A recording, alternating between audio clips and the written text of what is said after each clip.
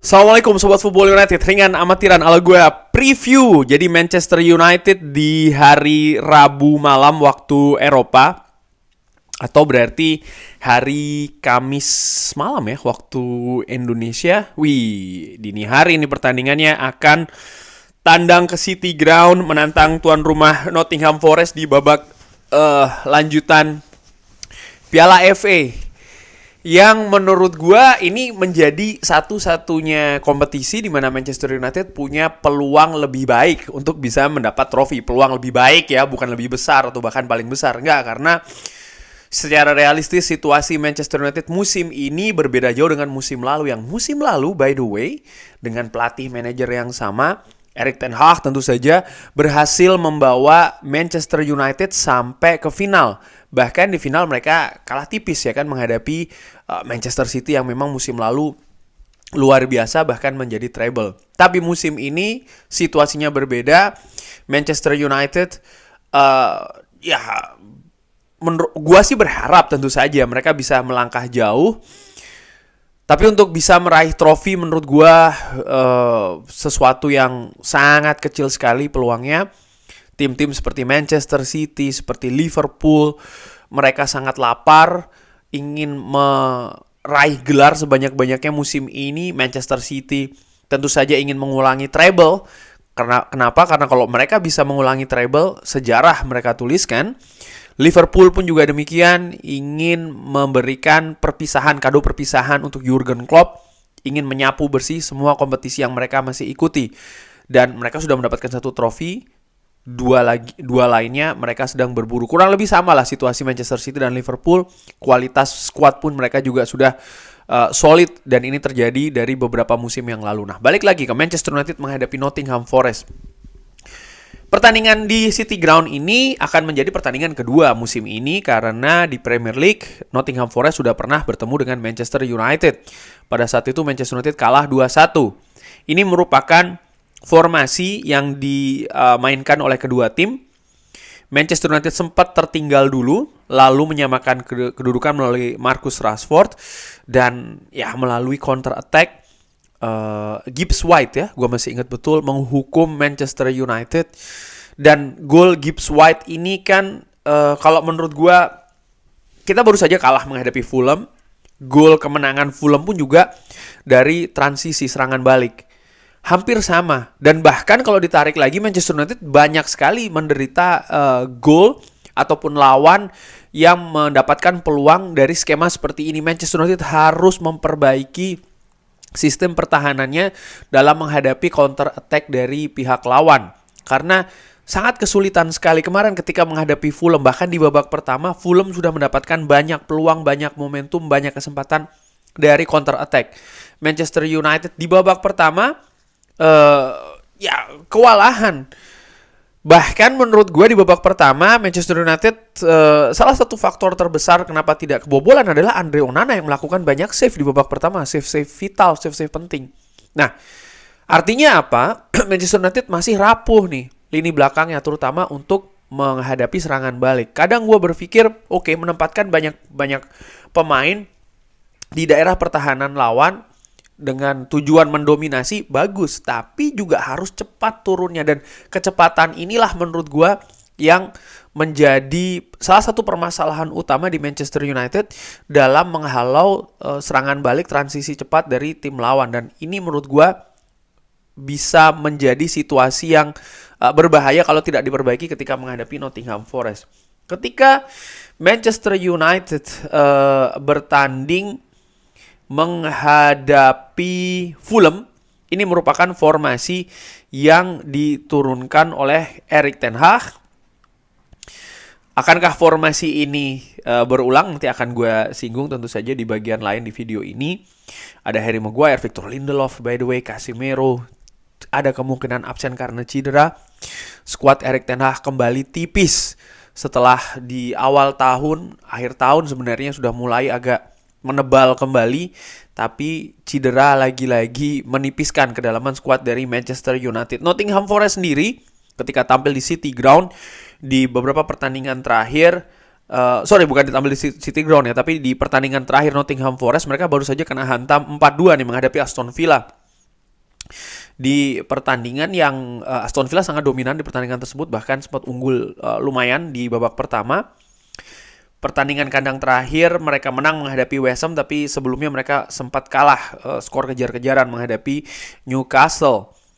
Di Piala FA sendiri, ini merupakan pertandingan-pertandingan di ronde kelima yang akan berlangsung. Seperti gua katakan, Manchester City masih ada di sana, Liverpool pun juga masih ada di sana, Chelsea bahkan juga masih ada di sana, Newcastle masih ada di sana. Jadi Manchester United peluangnya tidak bagus, tidak lebar.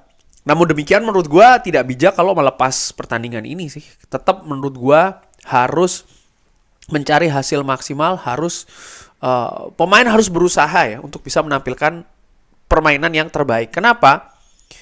Erik ten Hag disebut bahwa sedang menjalani periode interim.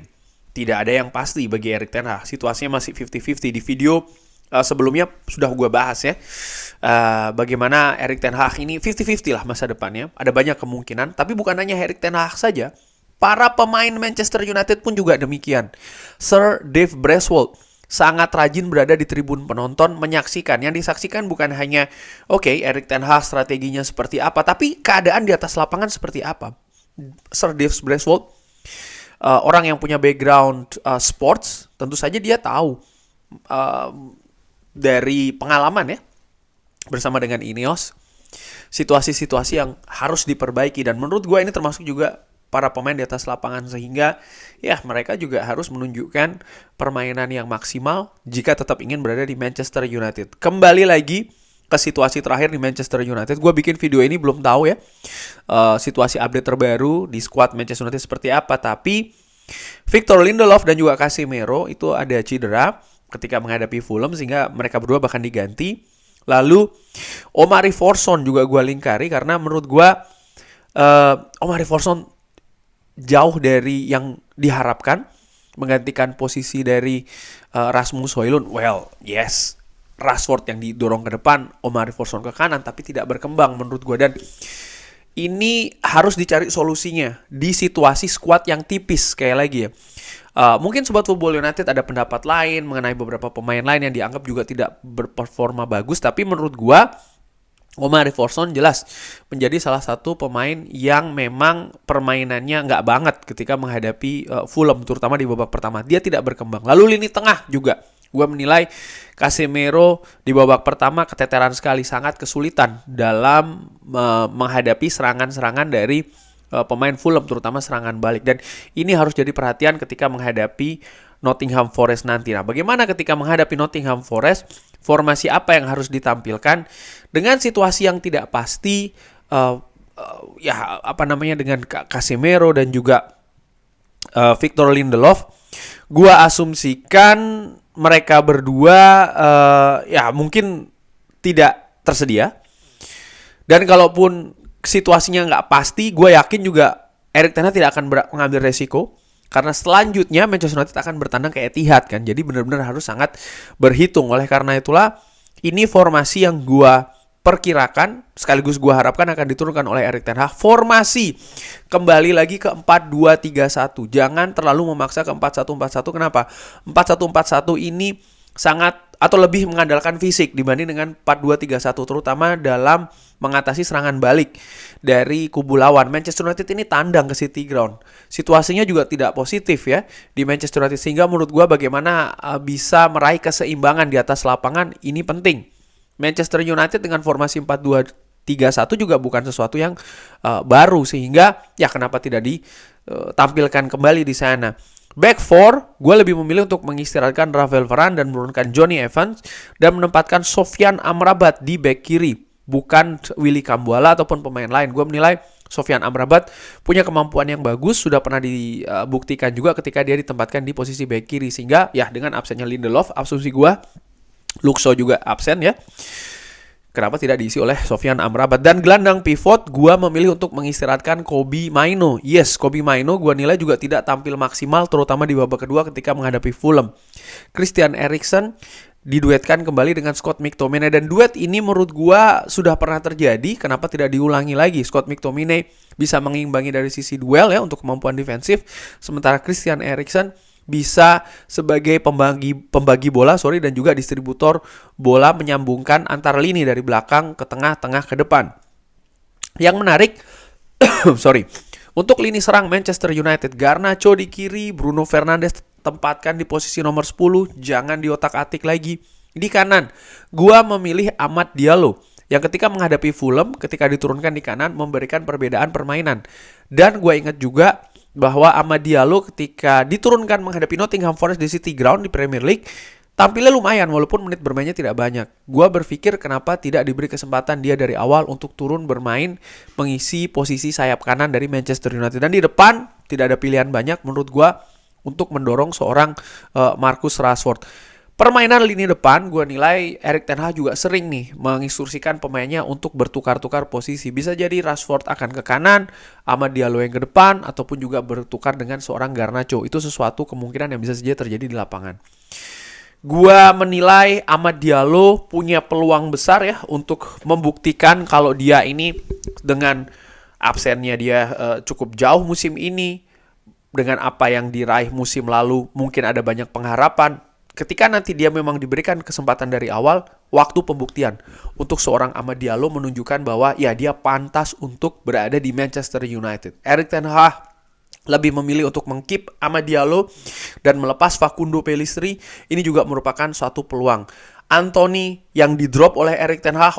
Erik ten Hag setelah menghadapi Fulham memberikan konfirmasi tidak ada masalah dengan situasi fisik dan lain-lain, tapi memang bagaimana penampilan Anthony yang tidak bagus, dan ini yang mengakibatkan kenapa dia di-drop di bangku cadangan dan bahkan baru mendapat menit bermain di 90-an lebih ya kan.